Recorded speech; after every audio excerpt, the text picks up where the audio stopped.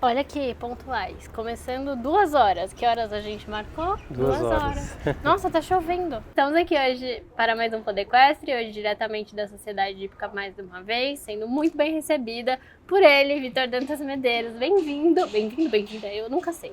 Bem-vinda. Obrigado. Vitor, conta pra gente, quem é você e o que você faz? Meu nome é Vitor Dantas Medeiros de Carvalho. Eu sou atleta profissional de pismo, sou cavaleiro. Eu monto desde os 7 anos de idade. Comecei lá em João Pessoa, no Nordeste, na hípica do meu pai. Meu pai tinha uma granja, sempre teve, e depois a granja virou hípica. E aí foi aí que eu comecei a montar, me interessar pelo salto. Tive bons professores que me ajudaram muito na minha infância. E aí com 15 anos eu vim para São Paulo para trabalhar com o Yuri. Aí fiquei 1 ano lá no Yuri. E depois vim para a Hípica Paulista, que é o lugar que eu tô até hoje. E como é que foi seu começo lá no Nordeste? É bem diferente, eu imagino, das coisas aqui, né? E quando você começou a montar lá, você já tinha um vislumbre que você queria ser cavaleiro profissional? Quando a gente é muito jovem, não. A gente ainda começa porque gosta do cavalo, porque tem aquela relação com o bicho, é mais essa parte do apego com o animal mesmo, né? E aí vai passando um pouco o tempo, acho que é uma coisa que acontece naturalmente, não é assim, eu vou ser profissional. Eu vim para São Paulo e acabou acontecendo, né? No início eu vim para poder viabilizar minha participação na categoria de base, porque lá no Nordeste não tinha a minha categoria na época que eu estava competindo em júnior. E aí eu vim, o Yuri fez o convite e fez um esquema de trabalho bom, onde eu estudava meio período e trabalhava os cavalos à tarde, e deu oportunidades para eu poder saltar a categoria de base. E acabou acontecendo disso ir cada vez mais ficando uma coisa séria. Daqui a pouco aparece um cavalo de um proprietário para montar, alguém querendo que você monte, e meio que naturalmente acontece que você está vivendo disso. Você não tem meio que agora eu vou viver disso, eu quero viver disso. Comigo aconteceu naturalmente, assim. Entendi. E igual a gente estava falando antes, é muito novo, né? Como é que tudo desenrolou? Parece que tão rápido para você. Como é que foi esse processo? Porque eu escuto de muitas pessoas que ouvem a gente aqui que, eu sou, tipo, tá na fase dos 15, 16 anos, tá pensando de, tipo, talvez eu quero trabalhar com isso.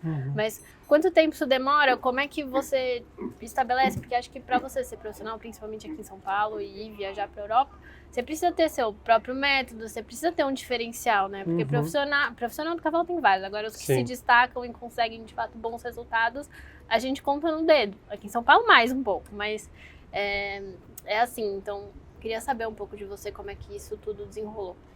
Eu sempre fui muito preocupado em aprender. Eu acho que a gente está sempre aprendendo. Até hoje eu sou muito dedicado nisso. Estou sempre procurando coisa nova e tentando aprender mais coisas. Então, se eu pudesse dar um conselho para quem está realmente querendo se profissionalizar, para aprender muito, né, se dedicar muito em aprender, porque é um esporte que é bem complexo. A gente está sempre aprendendo, e com cavalo como é um ser vivo, não é uma coisa, não é uma ciência exata. Às vezes uma coisa funciona para para outro não. Então você ter a oportunidade de estar sempre aprendendo com cavaleiros mais experientes para te dar uma boa base, principalmente no adestramento, investir bastante nisso, é o que vai fazer você se sobressair e ser um bom profissional, né? Porque como você mesmo falou, profissionais acho que tem bastante, né? Mas os que se destacam têm um afunilamento. Eu acho que esse afunilamento se dá muito por conta da base, aqueles cavaleiros que investiram no adestramento e têm uma boa base e uma boa experiência com isso. Principalmente de repente, começar a aprender também a fazer cavalos jovens, que é onde você aprende bastante também, né? Acho que é isso. Se eu pudesse realmente aconselhar a pessoa aprender bastante. Porque naturalmente você aprendendo bastante, você vai trabalhar um cavalo bem, você vai ter uma boa postura no cavalo, você vai saber ter o seu próprio sistema de trabalho ao longo do tempo, e aí as pessoas vão se interessar pelo seu trabalho. E quando elas se interessam pelo seu trabalho, aí eu acho que é onde você vira profissional, né? Você muda o chip de estar montando, ou trabalhando, ou vivendo disso no dia a dia por hobby, ou realmente vivendo disso financeiramente. Entendi. E você tem uma maneira de organizar o treino dos seus cavalos, os seus treinos, sei lá, como profissional? Não sei se você faz academia, se você tem coach, alguma coisa para te manter nesse alto nível, e os seus cavalos também? Eu sempre trabalho muito para que as coisas sejam o mais simples possível. Eu não gosto de ficar inventando muitas coisas com os meus cavalos. Para mim está tudo muito ligado ao controle, trabalhar o controle dos cavalos para eles estarem atendendo bem as ajudas, estarem bem submissos. É a parte que eu trabalho bastante com os cavalos, né? Para mim, o cavalo tem que estar extremamente relaxado para conseguir aprender. Ele estando relaxado, acho que ele consegue focar melhor em mim, né? O cavalo tenso é mais difícil de aprender, então se seu cavalo não está nem relaxado, acho que você não consegue passar para o próximo passo. Mas e se eu não consigo relaxar nem em cima do cavalo, o cavalo não consegue relaxar embaixo de mim, o que eu faço? Tem que ter paciência. Ai, às meu vezes Deus. O cavalo... Por que todo mundo fala isso? Às vezes, se montado, o cavalo está um pouco tenso, de repente trabalha um pouco na guia, né? Depois que ele está trabalhando bem na guia, relaxado, aí você tenta aplicar também montado. Eu acho que está muito ligado ao cavalo estar relaxado para realmente poder assimilar o que a gente está ensinando para ele, né? E principalmente a mente do cavalo também tá livre, está feliz. Acho que isso é a parte mais importante do nosso esporte, porque se o cavalo não está com a mente livre, não está feliz, é difícil para ele sair todo dia da cocheira e fazer isso realmente com vontade. E a gente precisa do cavalo com vontade para poder fazer o que a gente quer. Eu acho que isso é um feeling que o cavaleiro vai adquirindo e tem que ir trabalhando sempre, né? Ter o respeito pelo cavalo e entender até onde ele realmente está querendo fazer aquilo ou não, e sentir um pouco isso dia após dia para ir aplicando, né? Até para não passar do limite, vamos dizer assim, sempre respeitando o cavalo. Acho que isso é o mais importante. E me conta um pouco, como que é uma semana sua? Agora, tipo assim, tempos normais, ainda não vamos falar da Europa. Vitor no Brasil, como é que seria uma semana sua aqui? Você organiza seus treinos, seus alunos? Geralmente eu chego cedo e aí eu organizo no quarto de cela, tem um quadro, uma lousa, então eu organizo o que cada cavalo vai fazer. Geralmente os meus cavalos saem 3 vezes da cocheira, logo cedo eles vão no paddock, no piquete, e depois a gente trabalha montado. E no fim do dia, eles caminham no cabresto uns 30, 40 minutos com o tratador. Às vezes, se o tratador está um pouco corrido, eles vão na esteira ou vão no andador. Mas meus cavalos saem sempre 3 vezes no dia, né? Geralmente, pela manhã é o turno que eu uso mais para montar, e à tarde o turno que eu uso mais para dar aula. Sempre essa rotina. E aí, tem algum exercício que você gosta muito de fazer, que você acha que pode fazer diferença na vida de quem está ouvindo? Eu gosto muito, exercício montado, você disse. Eu gosto muito de praticar o que eu vou ter na competição. Eu acho que eu treino muito, eu gosto de treinar o que eu vou precisar na competição, que eu vou precisar na prova. Eu nunca gosto de treinar algo que eu não vou ter na competição. Para mim nunca fez muito sentido isso. Então meu trabalho não tem muito, é um sistema simples. Geralmente eu faço percursos com os cavalos, treino muito adestramento, controle que eu vou precisar na prova. O cavalo está reto, está fazendo uma curva bem equilibrada, está atendendo bem o aumentar, o diminuir. Faço muita transição com os cavalos. Eu acho que é mais fazer a base bem feito. Às vezes o menos é mais, costumo dizer isso. Pelo jeito seu sistema tem dado super certo, porque já classificou aí para a Copa do Mundo. Para a Copa do Mundo, ano passado você participou de várias competições, teve excelentes classificações, até participou de umas provas meio machucado, que eu fiquei sabendo. Conta um pouco como é que foi isso, porque seu post do indoor, acho que foi o ombro que você machucou? A clavícula e as costelas. Ai, gente, eu tenho morro de medo de machucar, porque dá aflição, hein? Imagino que devia estar doendo muito. Me conta, como foi a sua motivação para competir machucado e como é que foi conquistar tão bons resultados, apesar, né, dessa situação de adversidade? A gente tinha um projeto já um objetivo bem elaborado, já bem firmado desde o final do ano de 2023. A gente queria ir para fazer as etapas da Liga Sul-Americana para classificar para a Copa do Mundo. Então foi um projeto pensado já a longo prazo. 2023 foi um ano que a gente usou muito para fazer um conjunto com o cavalo, para conhecer o cavalo. Tivemos bons resultados também no Brasília Senior Top, no Grande Prêmio Internacional do Rio de Janeiro, mas era um ano mais de laboratório, vamos dizer assim. E aí, em 2024, a gente colocou como objetivo a Liga Sul-Americana, para a gente poder ir para a Copa do Mundo. E a gente começou bem em Curitiba, ficamos no pódio, aí depois teve a etapa na Argentina, também ficamos no pódio, e depois ia ter a etapa no Indoor e do aniversário de Santa Amaro. Para a gente era extremamente importante a gente conseguir ter uma boa margem de pontuação já até a etapa do aniversário de Santa Amaro, para poder ter um tempo hábil para mandar o cavalo para a Europa. Porque até pouco tempo, na época que a gente fez esse projeto, não dava para mandar direto do Brasil. Então você tinha que ir para os Estados Unidos, para depois dos Estados Unidos ir para a Europa. Então demandava bastante tempo. Sim. E para fazer, acho que a coisa bem feita, a gente tinha que ir com uma certa antecedência. Então era importante, depois do aniversário de Santa Amaro, a gente já conseguir embarcar para a Europa.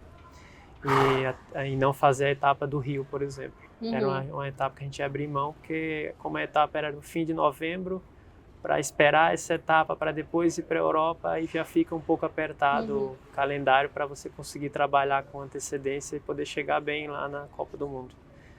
Então, quando chegou ali, acho que foi dia 10 de agosto que eu estava treinando, o cavalo tropeçou comigo e acabei quebrando a clavícula. Dia 10 de agosto, o indoor começava dia 20 de agosto.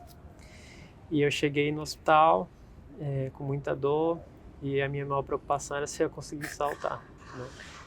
E a médica falou, olha, você quebrou a clavícula e a recuperação são 2 meses. Aí eu falei, olha, eu não sei o que você vai fazer, mas eu tenho uma competição daqui 10 dias e tenho outra daqui 20 dias, então eu preciso realmente saltar essas provas para poder cumprir meu objetivo. Aí ela falou, vai adiantar se eu te falar que não dá? Eu falei, não. Aí ela falou, tá, eu vou tentar te ajudar o máximo que der, mas não depende de mim, aí é com você. Aí ela fez a cirurgia, colocou os pinos para poder segurar bem firme a minha clavícula. Acho que eu operei já no dia seguinte e na segunda-feira, isso foi no sábado, eu operei no domingo, na segunda-feira eu já estava fazendo fisioterapia e no dia 20 começou o indoor, eu ia saltar vários cavalos, acabei optando por saltar só o Ivan, né, porque tinha um projeto para a Copa do Mundo para não me desgastar tanto. Aí eu fiz só a prova de 1,40 o primeiro dia e fui direto no Grande Prêmio, justamente para se esforçar o mínimo possível. E acabou que deu certo, eu acho que teve um mérito muito grande do cavalo, que é muito confiável, e do fisioterapeuta também, que a gente praticamente fez um trabalho intensivo de manhã, tarde e noite para eu conseguir diminuir as dores. Mas eu acho que também tem uma coisa legal de você contar pra gente, que você falou que você trabalhou muito na sua formação no conjunto com o cavalo, né? Exatamente. Nesse meio tempo eu imagino que você ficou sem montar entre a sua cirurgia e a prova. Sim. Como é que foi montar pela primeira vez? Tipo assim, a sensação de dor, tipo, tinha muita ainda? Eu quero entender, porque eu nunca me quebrei, graças a Deus. Então... Eu tive um pouco de dificuldade pela questão que eu não conseguia mexer muito o braço, né? Eu não tinha muita mobilidade, eu não tinha a mesma mobilidade, então acabei tendo que ficar um pouco na rédea, um pouco com a rédea mais longa.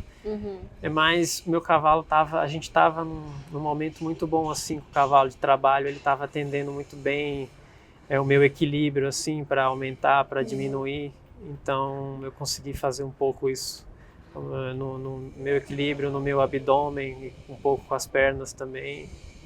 na verdade bastante com as pernas e acabei conseguindo ter o controle que eu precisava para saltar ali a prova. Só teve um obstáculo que eu tive um pouco de dificuldade, foi no duplo, que realmente ele me carregou um pouco ali, mas o resto da pista assim foi tranquilo. Eu não diria que eu passei perrengue na pista. Eu consegui fazer a pista bem, foi agradável, foi um bom percurso. Legal.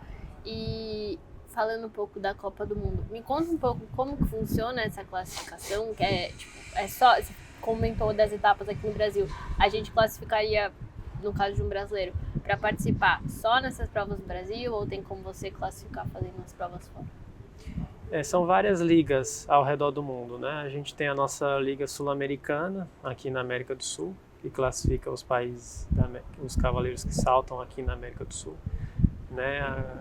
São duas vagas, né, na Liga Sul-Americana, acabou classificando eu e a Lucrécia, da Argentina. E tem as outras ligas, a Liga Norte-Americana, classificam 14 cavaleiros, são 14 vagas, né? A Liga da Europa são 18 vagas, né? Ainda está, tanto a Liga Americana como a Liga Europeia ainda estão em curso, né? Ainda estão ocorrendo. E eu estava dando até uma olhada na lista, tem bastante gente boa competindo que está entre esses 18 que vão. A gente sempre fica assistindo as provas para poder ir vendo um pouco como são as armações, já como preparação para a Copa, para a final. E tem outras ligas menores também que classificam outros cavaleiros também. A gente tem uma liga na Arábia Saudita, nos países menores ali, da Ásia com os países árabes. E aí são 40, se eu não me engano, são 40 cavaleiros do mundo todo, no total, que vão para a final em Basel. Então significa que você é o único brasileiro que vai pular isso? Calma, eu fiz a conta errada. Ou o pessoal que está pulando na Europa pode classificar mesmo sendo brasileiro? Eu acho que os outros brasileiros que estão tentando, acho que é o Yuri e o Marlon, que têm competido nas etapas do World Cup lá da Europa. Não me recordo muito bem a posição que eles estão hoje, mas acho que por enquanto eu sou o único brasileiro classificado, sim. Legal, hein? Relaxa, a pressão é pouca. Me conta um pouco do seu cavalo. Acho que é o melhor cavalo que eu já montei. Os seus cavalos, né? Tipo, começa por ele e depois você fala dos seus projetos. Eu acho que é o melhor cavalo que eu já montei na minha vida. Tem gente que fala assim, tem cavalos que aparecem uma vez na vida. Acho que talvez ele seja um desses. Ele é um cavalo especial, realmente, não só tecnicamente, né, mas ele é um cavalo muito carinhoso também. É um garanhão assim, mas que nem parece que é garanhão. Ele tem uma índole realmente, coração muito bondoso. Assim, a gente chega na cocheira, ele está sempre fazendo carinho, tá sempre pedindo chamego. Ele é um cavalo realmente especial, assim. Eu tenho um carinho muito grande por ele, com certeza. É o cavalo mais especial até hoje da minha vida. Então, o nome oficial dele é Ivan, mas aqui no Brasil ele é conhecido como More Than Extra. É isso aí, você me estava me contando. O nome dele de nascença é Ivan, né? Acho que em algum momento alguém mudou o nome dele para More Than Extra. Ele é conhecido como More Than Extra mesmo, que a gente acaba chamando ele como Ivan porque é mais prático. Não, tá tudo bem, a minha égua chama Miruna, mas eu chamo ela de Miriam, porque faz todo sentido, então eu entendo bem o que você tá falando. Não, que legal. E quantos anos ele tem? Ele tem 11 anos. Garanhão, temos sêmen, tá pronto para decolar esse negócio aí. Obrigado. E os outros cavalos? Hoje eu tenho mais cavalos jovens, né, em formação. Ele é o único cavalo pronto, vamos dizer assim. Né? Tenho o Number One, que é um irmão dele que está lá na Europa. É um cavalo que eu acredito bastante também. Tem um cavalo de 7 anos, saltou agora lá. Eles têm um grande prêmiozinho de cavalos novos ali no último dia, que é desempate. Ele ficou em 7º lugar lá no Centaur, na Bélgica. Tem o Nemerald, também é um cavalo que chegou agora recentemente, 7 anos também, o filho de Emerald, também fantástico. Acho que esses são os 2 cavalos que também estão lá na Europa e a gente está trabalhando um pouco com eles para o futuro, né? Aqui no Brasil também tem outros, tem o Jalapeno, que é um cavalo também 7 anos, que a gente tem trabalhado com ele. Tem um cavalo mais velho também, tem um cavalo até que já classificou em uma prova de 50 com outro cavaleiro, e agora tá comigo, é o Querétaro. Só que eu acabei deixando ele com o menino que trabalha para mim, o Rafael, que também é um fantástico cavaleiro, e dei a oportunidade para ele ter um cavalo, para ele também fazer um pouco a carreira dele. Legal. E para levar os cavalos para a Europa, porque você me contou já que não é só um, são 3 que estão lá com você, né? Foi o primeiro container que foi nas novas regras do envio para a Europa? Ou sim. Como é que foi essa burocracia? Mesmo assim, imagino que deve ter sido burocrático, então conta um pouco pra gente como é que foi o processo. Foi bem complicado mesmo. Foi primeira viagem, foi 2 cavalos nessa viagem, o meu e o Ivan, e o da Priscila Luminati, o Quebec. Os outros 2 que eu tô lá na Europa, a gente comprou lá mesmo, então não teve necessidade de levar daqui. Mas foi bem complicado a logística, assim. A logística nem tanto, mas acho que a parte burocrática foi bem complicado, porque como não fazia mais de 10 anos que não havia sido feito mais essa viagem, os despachantes ninguém queria fazer, estava muito inseguro de fazer, não sei por qual motivo, mas todo mundo queria me aconselhar, vai para os Estados Unidos para depois ir para a Europa, mas aí seriam 2 viagens, porque o cavalo é bem desgastante e ainda tinha que ficar 40 dias lá nos Estados Unidos antes de ir para a Europa, né? Então a gente fez um esforço grande de conseguir um despachante, que é o Sandro Cassian, da empresa Cargo Viva Export. E aliás, eu super indico, se alguém estiver procurando, eu acho que é uma pessoa que ganhou realmente a minha confiança, trabalha muito transparente. E ele falou, olha, dá para levar, uma missão que a gente vai ter que estudar bem, porque faz muito tempo que não é feito, então a gente vai ter que entender bem das leis, das regras, para a gente cumprir todo o protocolo sanitário, para que não dê nenhuma zebra e aí não tenha nenhum problema. E ele conseguiu cumprir tudo, teve muitos problemas ao longo da quarentena dos cavalos, exames que a gente pedia para fazer e saíam errado, não era aquele exame, é outro. O laboratório fazia confusão, aconteceu 3 vezes essa situação, da gente pedir o mesmo exame e 3 vezes o exame saía errado, mas a gente estava muito ligado o tempo todo, e acabou que deu certo assim no fim. Por mais que teve todas as complicações, acho que valeu a pena, né? Acho que abriu um espaço para mais gente poder também mandar cavalos do Brasil para a Europa, né? Acho que teve muita gente envolvida nisso que fez acontecer. Acho que o Nuno, o Marcelo Sebas e o Sandro, né, acho que foram fundamentais para que a viagem desse certo. E você já tinha tido experiência saltando concurso na Europa? Eu saltei uma vez, em 2015. Já faz um tempinho. Faz um tempinho. Mas acho que essa oportunidade de ir com os meus cavalos, né, Era isso que eu ia perguntar. de ter esse esquema que eu tô tendo é a primeira vez. E como tem sido a experiência? Você achou muito diferente do nível de armação que você, por exemplo, citou, do que a gente tem aqui? Como está sendo sua preparação? Porque agora você está aqui, você me contou que você vai ficar um pouquinho aqui, depois você vai para lá. Imagino que deve ser uma logística um pouco difícil também, porque você tem alunos, tem cavalos, como que está sendo essa parte? É interessante isso, porque eu saltei algumas provas nacionais na Alemanha, saltei uma prova internacional em Oplabec, no Centaur, né? E eu fiquei realmente impressionado com as provas nacionais da Alemanha, são bem fortes, assim. E é que é a prova nacional deles, né? E prova de cavalos novos, 6 anos que eu saltei, era 1,35. Realmente aqui no Brasil, acho que nesse nível de dificuldade para os cavalos novos, acho que talvez só o brasileiro de cavalos novos, né? Mas Não acho ruim a gente aqui no Brasil ir de uma maneira mais devagar com os cavalos novos. A gente está evoluindo ainda, né? O que a Europa conquistou em muitos anos de criação e tudo mais, acho que a gente está começando a chegar agora também, não tem por que ter pressa. Sim, eu acho no geral, assim, só foi essa parte mesmo que eu achei um nível um pouco diferente, mas as provas em si, acho que o Brasil não deixa nada a desejar. Tive a oportunidade de assistir em Basel a prova 5 estrelas lá, o Grande Prêmio, tive a oportunidade de reconhecer a pista também.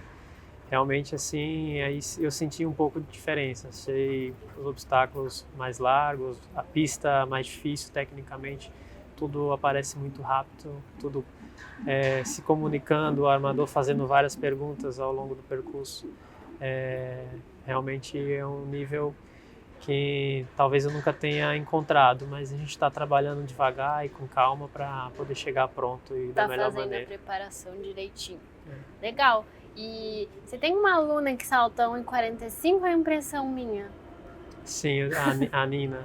Que eu acho que alguma prova que eu fui assistir, ela estava no pódio entre os profissionais. A única coisa que eu conseguia pensar, tipo assim, caramba, tipo, a minha torcida já vai automaticamente para uma mulher, mas uma mulher, tipo, tão jovem e, assim, pra mim é surreal. Me conta, como primeiro, suas aulas, como são elas? E o que você acha dessa menina no futuro? Quais são as expectativas para ela, para você como professor e profissional?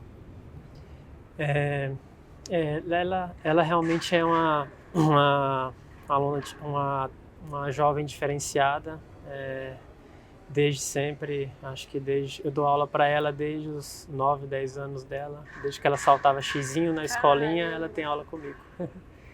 E ela sempre teve uma facilidade em aprender, teve um talento natural, vamos dizer assim. E uma cabeça fantástica também. Acho que ela tem uma cabeça realmente... Ela tem 17 anos, mas ela parece que tem a minha idade, né? A cabeça dela é muito diferente da maioria dos jovens, assim. Eu acho que isso ajuda muito ela. E acho que a gente trabalha muito o aprendizado com os alunos, né? Eu foco muito em aprender e montar da maneira correta, o aluno entender que em primeiro lugar vem o respeito pelos cavalos, que não é ganhar a todo custo. Eu vejo muito isso, acho que é uma coisa que a gente erra muito aqui no Brasil. Acho que a garotada, a maioria, muito preocupado só em ganhar, e acho que isso acaba queimando um pouco as etapas, o aluno não aprende muito a base. Né? Eu vejo nas provas, às vezes, instrutores aquecendo o cavalo para o aluno entrar na prova. Você é contra? Eu sou contra, porque eu acho que faz parte do aprendizado do aluno saber aquecer o seu cavalo. Né? Eu acho que se o aluno não tem condição de aquecer o cavalo dele para competir, tem alguma coisa errada nisso. Talvez ele não esteja preparado para aquilo, trabalha um pouco mais em casa, né, para poder ir para a prova, mas se ele não consegue aquecer o cavalo dele para ir competir, como que vai ser quando ele estiver no alto nível do esporte, onde ele vai ter que aquecer o cavalo dele? Acho que isso tem que ser ensinado já desde sempre. Então acho que e as provas também, você vê que é cada vez mais os cavalos fazendo do que os próprios garotos fazendo, né? São cavalos caríssimos, que estão ali, na maioria das vezes... Vitor, que polêmico, eu não estava esperando isso. Amei! Fazendo as pistas praticamente sozinhas. Tem muita gente boa também, né? Obviamente a gente não pode generalizar, mas eu posso te garantir que a maioria dos nossos jovens eu não vejo hoje indo por um caminho correto. Eu tive a oportunidade de estar lá agora e vejo um trabalho muito diferente nesse sentido, né? Sempre pensando a longo prazo, em prol do cavalo. Acho que faz parte do cavaleiro aprender a competir, mas montando bem, da maneira correta, não o cavalo tendo que fazer tudo pela pessoa, né? Eu acho que se a gente pegar os dois melhores brasileiros ranqueados, aí, o Yuri e o Marlon, que são dois gênios, a gente vê quanto eles tiveram que aprender e ralar, até com cavalos não tão bons, vamos dizer assim, e nem sempre tiveram bons resultados quando eram mais jovens, no início da carreira, né? Mas você vê que hoje estão entre os melhores cavaleiros do mundo. Então a gente precisa realmente pensar no sentido de qual que é o objetivo para o seu aluno. Esse aluno ele quer só ganhar, ele não almeja ser um cavaleiro profissional um dia ou representar o Brasil. Aí tudo bem, eu acho que pode seguir essa linha. Mas se você quer formar realmente atletas para o Brasil, né, eu acho que a mentalidade tem que mudar um pouco aqui no Brasil, no nosso esporte. Eu vou te falar uma coisa, eu acho que fazia muito tempo que eu não montava um cavalo assim prontinho que faz tudo, né? Agora minha prima tá começando a montar, ela tem 14, 15 anos. E ela tá com um super cavalo professor. Montei o cavalo dela outro dia. Ai, eu não precisei fazer absolutamente nada. Às vezes é gostoso. Porque a sensação que eu tive foi, minha égua, ela tem as coisas dela. E é como andar num carro manual e num carro automático. E com piloto automático ainda. Você só, tipo, tá bom, vai lá e faz. Eu acho que é bom pra dar confiança pro cavaleiro. Mas acho que também a gente, como cavaleiro, se a gente tá montando um cavalo desse que faz tudo sozinho, a gente também precisa pensar, mas será que eu não posso montar outros cavalos? Será que o que eu faço nesse cavalo dá certo no outro? Eu acho que também falta um pouco de curiosidade, né, da pessoa que tá montando. Porque às vezes a pessoa só montou cavalo assim, facinho a vida inteira, e ela acha que todos são assim. Não sei.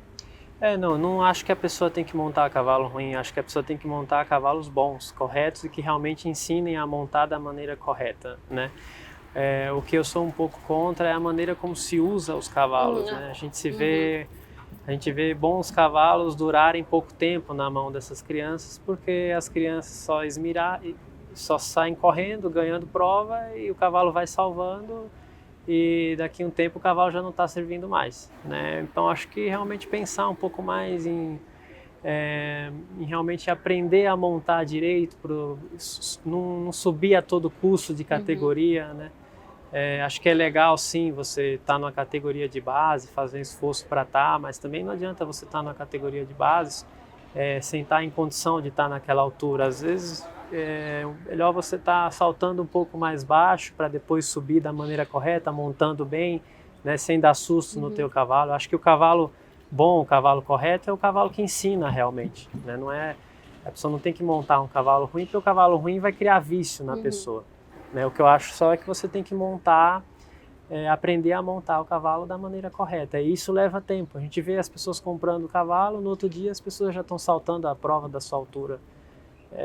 Acho que formar conjunto é step by step, sabe? Eu vejo cavaleiros que eu vejo, por exemplo, eu vi lá na prova em Riesenbeck, o campeão olímpico Christian Kukuk, montando a égua que era do Richard Vogel, e ele saltou na prova de 1,30 com a égua, e a égua, o Richard Vogel, saltou prova de 1,55 em Aachen no ano passado. Você vê que ele está respeitando o processo de conhecer o cavalo, de realmente conhecer ali os botões, os detalhes, para poder ir subindo sem dar sustos. E é um cavaleiro profissional, então se os profissionais fazem assim, por que os nossos garotos também não deveriam? É um pouco disso, né? Então, a gente até fugiu do assunto da Não, Nina. Mas eu tô achando ótimo. Podemos falar da Nina agora. Do assunto da Nina, mas eu acho que a Nina é um exemplo nesse sentido. Não só ela, como tem outros cavaleiros, outros jovens aí competindo que também são bons exemplos, né? A gente não pode generalizar. Mas a Nina, você vê que ela monta da maneira correta, ela leva o cavalo dela da maneira muito correta. Né? Ela é competitiva, ela ganha, mas ela ganha da maneira correta. O cavalo dela está há anos com ela está há anos com os mesmos cavalos e montando bem, conseguindo levar os cavalos, se mantendo a longo prazo num bom nível, né? Tem um projeto esse ano de ela saltar uma prova de 1,50, então assim, ela realmente é uma aluna que pegou bem o sistema e que a gente tem muito orgulho nesse sentido. Mas é legal também, porque eu acho que essa desenvoltura e toda essa cabeça vem do exemplo que ela tem também, né? Porque, olha, a gente vê aí muitas pessoas que têm a cabeça e não tem o cavalo, tem, enfim, inúmeras pecinhas do quebra-cabeça, mas no fim elas não se encaixam tão bem. eu acho que tudo fecha quando você tem realmente um bom exemplo, a condição e tudo conspira a favor. Então eu acho que assim, lógico, não conheço, ela deve ser incrível, só pelos feitos dela já saiba, ela tem uma fã. Mas acho que realmente vem do exemplo e de como você falou que o seu sistema ensina a montar, isso aqui é uma pessoa que, pelo que você me fala, seria uma pessoa autossuficiente, que você fala, trabalha lá seu cavalo e você fica tranquila que, tipo, ela vai trabalhar o cavalo dela e ela vai fazer o que precisa ser feito. Exatamente, acho que a pergunta que a gente profissional deveria sempre fazer eu estou formando o meu aluno para que um dia eu confie um cavalo meu para ele trabalhar ou não? Eu hoje confio totalmente num cavalo meu para ela trabalhar. Sei que ela vai manter o mesmo trabalho, ela vai se dedicar e vai conseguir fazer. Então, assim, não é à toa que ela teve as conquistas que ela teve, além de ser uma aluna exemplar e ter a cabeça muito boa, né? Ela acho que ela ficou, o primeiro título dela competindo com profissionais foi no Festival BH, que a Stephanie Macieira, foi esse que eu vi, eu estava. A Stephanie, o grande prêmio do Festival BH, a Stephanie Macieira, o clássico do Festival BH, a Stephanie Macieira foi primeiro, acho que não com o Rasputin, com a outra égua dela, a Castanhas, Cancan, isso, a Cancan, e a Nina foi segundo, e a Nina quase ganhou com o Corado, ela botou os dois cavalos no desempate, o Corado fez o tempo menor que o da Stephanie, mas bateu no último. Então, assim, e aí ela também teve teve uma classificação também agora recente, no aniversário do Rio de Janeiro, no clássico lá em 45, também ficou no pódio. Acho que não é à toa que ela tem conseguido esses resultados. Ela realmente trabalha bastante e ela tem uma boa cabeça, uma boa mentalidade. E você, como uma pessoa super jovem no esporte, eu queria saber um pouco de como você enxerga o futuro do hipismo. O que você acha que daqui para frente a gente vai passar a ver mais, a ver menos? O que você acha que deveria melhorar? O que você acha que a gente devia parar de fazer um pouco? Eu acho que a gente está no ótimo caminho aqui no Brasil. A criação melhorou muito, a gente tem tido muitos bons cavalos, a oportunidade de trabalhar com muitos bons cavalos. Acho que a gente precisa estar sempre melhorando, sempre estar buscando aprender. Acho que cada vez mais está realmente buscando aprender. A gente sempre tem um sistema de trabalho no dia a dia, mas a gente tem que estar sempre aprendendo, buscando coisas novas. Acho que a gente está num bom caminho. Se eu tivesse que falar algo, acho que isso até a maioria dos cavaleiros já tem a mentalidade em querer aprender. Acho que é manter isso. A gente tem tido boas provas, boas competições, né?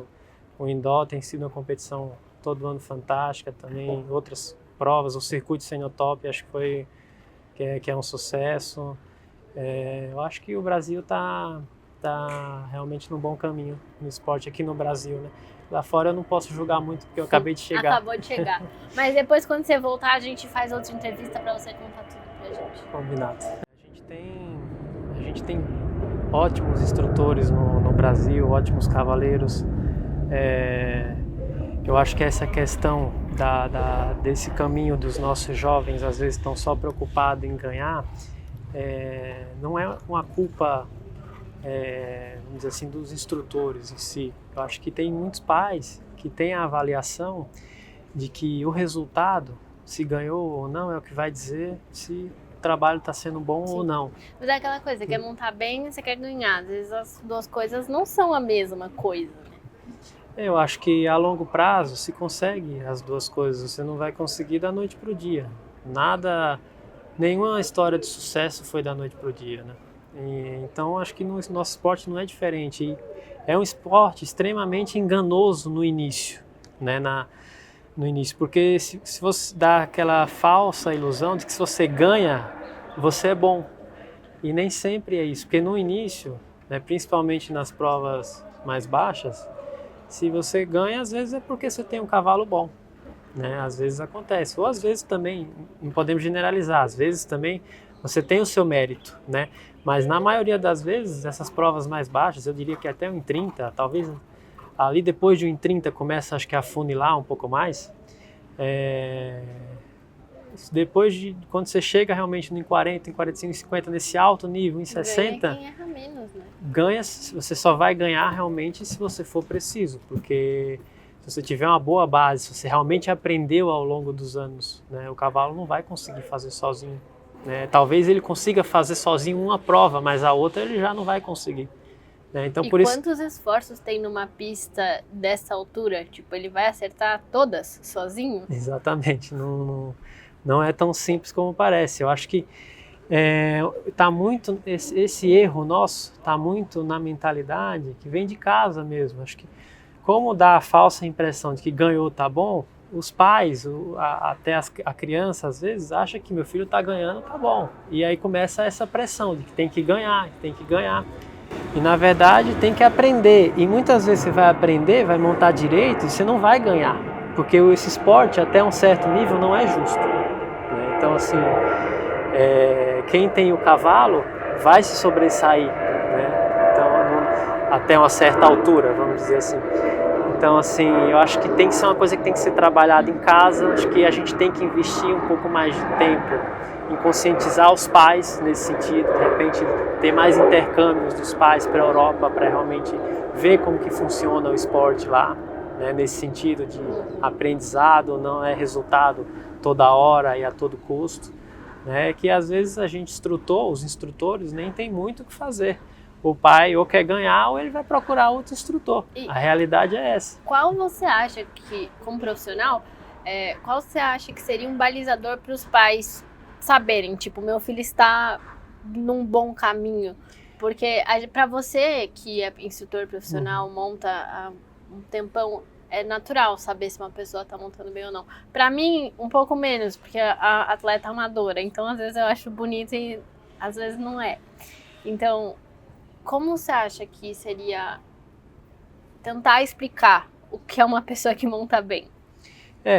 São anos, né, no meio, é igual o piloto de avião, horas de voo vai aperfeiçoando o piloto, e no hipismo não é diferente. É difícil quando a pessoa não monta, ela conseguir ter esse filtro e esse julgamento. Realmente é difícil para os pais, eu entendo, porque o julgamento deles acaba sendo em cima do resultado, porque para eles realmente, como eles não montam, entender isso é muito difícil, né? Eu acho que quem tem feito um trabalho realmente muito bacana nesse sentido, o Rodrigo Lima fez, acho que lá recentemente no Rio, algumas provas de julgamento, né? Julgando... E que não era necessariamente um percurso, era uma questão de equitação básica. Isso, de fazer o básico bem feito, né? Uma prova técnica, vamos dizer assim. Não Isso é muito legal. Eu acho que esse é o caminho para a gente realmente ter atletas representando o nosso país no futuro. Acho que esse é o caminho. Mas eu acho que daí a aderência também é um pouco difícil, né? Porque você pega uma pessoa, uma criança, sei lá, adulto, tá saltando 1,10 m, ele fala o quê? Eu vou ter que voltar a fazer uma prova que tem uma linha e eu preciso fazer um determinado número de lances nessa linha, e aí é uma transição ao trote, uma mudança. Tipo, porque eu entendo, as pessoas acham menos legal fazer do que ficar saltando alto. Realmente é algo a se pensar, mas até acho que nos brasileiros, se eu não me engano, tem o julgamento técnico também, até nessas provas mais altas, mas ninguém acaba nem lembrando quem ganhou o julgamento técnico, porque não se valoriza isso. Se valoriza mais quem ganhou realmente a prova ali, o campeonato, né? Quem ganhou realmente o campeonato. Mas acho que a gente tem que trabalhar isso, em conscientizar de repente os pais, trazendo informações, mesmo que eles não montem, né? Tentando ensinar dessa maneira. Você é professor faz quanto tempo? Acho que desde 2011. Tá, faz um tempinho já. Nesse meio tempo, quantos pais de aluno entraram no reconhecimento com você para ouvir o que você estava falando pro filho, pra filha? Acho que nunca aconteceu isso. nunca aconteceu, mas eu entendo também, porque às vezes a presença do pai gera uma Não, inibição para a criança. Não, gente, meus pais, eles não vão nas minhas provas até hoje, eu prefiro que fique desse jeito. No reconhecimento, eu acho que... Mas eu acho que isso pode ser feito de outras maneiras. De outras maneiras. Acho que é algo a se estudar para melhorar essa conscientização, né? De que às vezes o resultado não quer dizer que o seu filho está no caminho certo. No termo de classificação, eu acho ok, porque você falou das categorias de base um pouco, e acho que a gente depende disso para, tipo, alcançar bons resultados, formar uma equipe do Brasil e tal. Mas eu acho que também vai um pouco como fala? Da percepção da pessoa que ela tem nela mesma, né? Tipo, eu sou capaz? O que eu preciso fazer para melhorar, não é? Tipo, meu cavalo. Exatamente. Você falou tudo. Eu acho que isso é uma conscientização também do próprio atleta, né? Às vezes tem muitos pais que eles projetam o sonho deles nos filhos. Então, às vezes, tem uma pressão tão grande que você vê que a criança, ela não tem muita voz, às vezes. Ela não é muito levada em consideração. Os pais não perguntam o que você acha, ou desenvolvem nesse sentido a criança a criar essa maturidade, dela tomar as decisões dela. Eu entendo que, às vezes, a criança é muito jovem para tomar decisões, mas eu acho que você tem que ir estimulando isso. Você tem que ir estimulando que ela tome as decisões do que ela quer conversar com o seu instrutor, da dificuldade que ela está tendo, do planejamento que ela tem ao longo do ano, né? De provas, de aulas, de tudo isso, né? Acho que a criança tem que falar e tem que se posicionar nesse sentido, porque é ela que monta, o pai não monta, então ele nunca vai conseguir se colocar nesse sentido no lugar da criança para conversar com o instrutor. Ele não vai entender as questões técnicas que se envolvem ali com o aluno, né? E isso a gente trabalha muito com os nossos alunos. Tenta sempre estar conversando com os pais para deixar o aluno conversar e tomar as suas decisões do que ele quer fazer, e não simplesmente, eu quero que o meu filho salte mais alto, mas ele quer saltar mais alto agora? Ele está se sentindo pronto? Né? Então, assim, acho que a gente tem que escutar um pouco mais, ter mais diálogo nessa relação, né? Aluno, pai, instrutor. Né? A Nina, por exemplo, eu vejo que o pai dela, ele não dá pitaco em nada, assim. Ele simplesmente vai lá na prova para assistir. Né? Ela que faz tudo. Tudo eu trato direto com ela, e desde sempre foi assim. Ela toma as decisões dela, ela que aprendeu a ter o filtro dela com relação às questões hípicas, né? Do que ela acha correto, do que ela está sentindo do cavalo, se ela acha que o veterinário está falando é coerente com o que ela está sentindo, porque é ela que monta. Então é difícil para o pai ter esse julgamento. Acho que ele tem que tentar entender, mas sempre tentando ensinar ao filho ou à filha a ir cada vez mais eles estarem sempre à frente dessas decisões e criando essa maturidade. Se você quer formar realmente um atleta, você tem que ir criando essa maturidade dele lidar com essas situações. Eu vejo às vezes pais que falam que a gente está achando isso do cavalo, fala para o veterinário porque isso, porque aquilo, a gente tem que fazer isso, porque a gente tem que ir para tal prova, porque não foi bom essa seletiva, tem que ir na outra. Mas calma, vamos trazer a pessoa para conversar junto. Olha, você não foi bem nessa seletiva, você não está pronto, você quer continuar insistindo nisso, você quer aprender um pouco mais e fazer provas, e depois que você estiver se sentindo preparado, você volta a saltar a altura da tua categoria de base. Porque é normal essa variação de você aumentar, saltar mais alto, saltar mais baixo. Tem muito isso, esse ego, vamos dizer assim, que as pessoas não querem descer de categoria, não querem saltar uma prova mais baixa. E a gente que é profissional, a gente salta provas mais baixas simplesmente porque o cavalo está feliz ali em saltar a prova mais baixa. Né? A gente vem de um concurso grande, às vezes o próximo concurso nosso vai ser uma prova de 1,30. Você sai de 1,60 e vai numa prova de 1,35, 1,40, para poder o cavalo saltar feliz. A gente baixa 20 centímetros. E não tem muito essa cultura aqui no nosso país. Todo mundo quer estar competindo sempre na sua categoria, na sua altura e ganhando todas as provas. Essa é a mentalidade que eu enxergo que a maioria tem hoje. E eu queria linkar isso que você falou com uma coisa que você falou lá no começo, que é a questão da longevidade dos cavalos no esporte. Acho que com esse planejamento e com essas variações, às vezes você também não está exigindo tanto do cavalo toda hora, né? Exatamente. E aí você acaba, quando você for vender o seu cavalo, você consegue vender por um preço bom. Ele não desvaloriza tanto, às vezes até vende pelo mesmo preço, que muitas vezes acontece, as pessoas compram o cavalo, usam o cavalo e depois tem que descartar o cavalo já não vale mais nada. Né? Lesionou, aprendeu a refugar porque era um cavalo muito limpo, né? Ou ficou ruim de condução porque era um cavalo temperamento ansioso, saiu correndo e aí agora está muito ansioso. Então assim, se você pensa a longo prazo, você tem o cavalo mais a longo prazo, até para você gastar menos no esporte também. O cavalo que vai te trazer resultado rápido, ele vai decair mais rápido também, porque você está num processo de aprendizado. E muita gente pergunta, né? Ah, mas eu comprei meu cavalo por tanto, por que agora meu cavalo vale menos? Seu cavalo ficou mais velho e seu cavalo ensinou teu filho, saiu ganhando e agora ele decaiu e ele vale menos. É o que mais acontece no esporte. Você vê a Nina, ao longo do processo dela, com os cavalos dela eu diria que valorizaram ao invés de desvalorizar, por conta da mentalidade de pensar a longo prazo. E eu queria saber, você falou um pouco da questão dos jovens, da evolução e tudo mais, e você falou sobre sua opinião entre aprender a montar direito. Você acha que quando a gente vai escolher um cavalo, a gente tem que ir para uma criança ou para um amador ou uma pessoa ali que está, enfim, não tão avançado no esporte, a gente realmente tem que pegar um cavalo com um pouco mais de sobra, sei lá, eu só vou saltar 1 metro, tem que pegar um cavalo com 20, ou você acha que não tem nada a ver, ou o cavalo exatamente que eu preciso exatamente o que eu estou fazendo agora e a gente vê se ele tem potencial pro longo prazo? Acho que a primeira coisa que você tem que pegar é um cavalo com uma boa base, que vai te ensinar a montar.